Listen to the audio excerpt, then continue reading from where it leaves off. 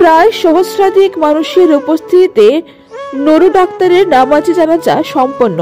শুক্রবার সন্ধ্যা ৬ ঘটিকার সময় সুতারকান্দি কুড়িখালা গাঁও পঞ্চায়েতের অন্তর্গত ডিমপুর কবরস্থানের পার্শ্ববর্তী মাঠে প্রায় সহস্রাধিক মানুষের উপস্থিতিতে শেষ বিদায় জানানো হয় ডিমপুরের জনাব আব্দুল নূর চৌধুরী ওরফে নুরু ডাক্তারকে।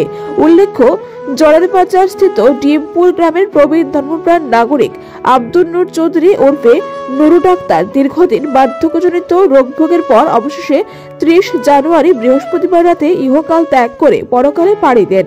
আব্দুল নূর চৌধুরী পেশায় ফকিরবাজারে দীর্ঘদিন কাপড়ের ব্যবসা করার পাশাপাশি হোমিওপ্যাথি চিকিৎসা করতেন। সেই সুবাদে গোটা পশ্চিম করিমগঞ্জে তিনি নুরু ডাক্তার নামে অধিক পরিচিত ছিলেন। বৃহস্পতিবার রাতে ইহকাল ত্যাগ করলেও প্রয়াতের আত্মীয়স্বজন ও বিশেষ করে এক কন্যা সন্তান বাইরে থাকায় শুক্রবার সন্ধ্যায় গ্রামের কবরস্থানের পার্শ্ববর্তী মাঠে শেষকৃত্য সম্পন্ন হয়। নামাজি জানাজা পরিচালনা করেন ডিমপুর জামে মসজিদের ইমাম মুফতি ফকর উদ্দিন। এছাড়াও নামাজি জানাজার পূর্বে সংক্ষিপ্ত বক্তব্য রাখেন প্রয়াতের শ্যালক আলতাফ হোসেন চৌধুরী।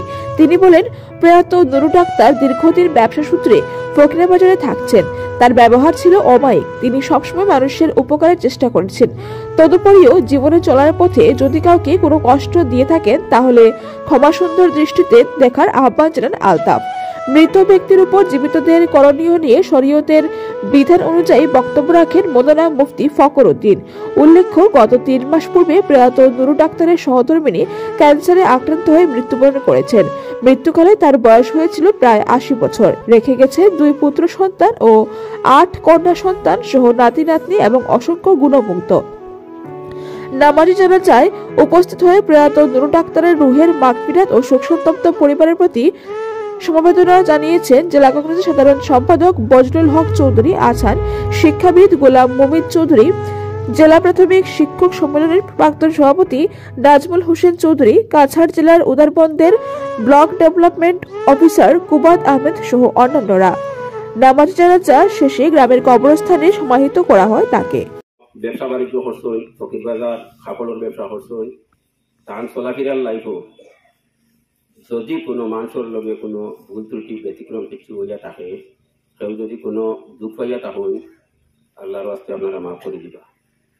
যদি ডাক্তার সাহেবের কাছে কেউ কোনো ধরনের লেনদেন থাকে, টাকা পয়সা ফাউন্ডার থাকুন, আমি আছি, তার 2 ছেলে আসুন, ভাই আসুন, আপনারা বলবা যে জনাব রাসূলুল্লাহ সাল্লাল্লাহু আলাইহি সাল্লাম ফরমাইতরা যে যখন কোনো মানুষ মারা যাইব, মারা যাওয়ার বাদে তারে বন্দী করি তুমি তান রাখিও না, ফিরনো না বাগরায়, ফাইন্নাহু মুলাকিকুম, তোমাদের সেই মুহূর্তে পানেওয়ালা পাইব, যেখানেই যাও সেইখানে মুহূর্তে পাইব।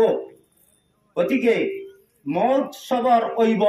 যারা আজকে ডাক্তার সাহেব দুনিয়াতে গিয়েছেন, আমরা একদিন পর্যায়ক্রমে সব ইলা পুট্টি বান্ধিয়া আমাদের নিয়া ওলা এই মানুষের দফন করবা। কবরিস্তানও ওই যে যাইতা দমনও যাইতা গেলে ফায়দা ওখানে আপনার হইব।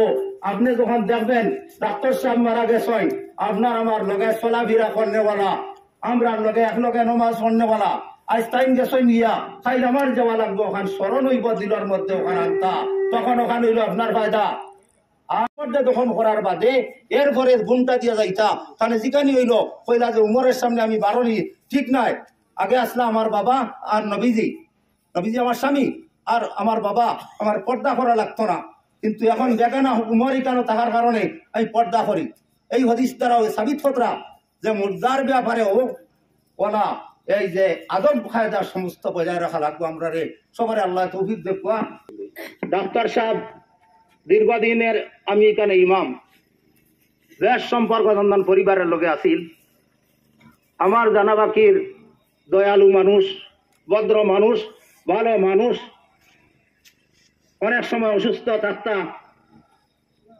আল্লাহ ভালো মানুষ হিসাবে থানে, আমরা মনে করি সবাই আল্লাহ তানে ভালো হিসাবে কবুল করুকা আর তার পরিবার দে সবার করার তৌফিক দেখবা।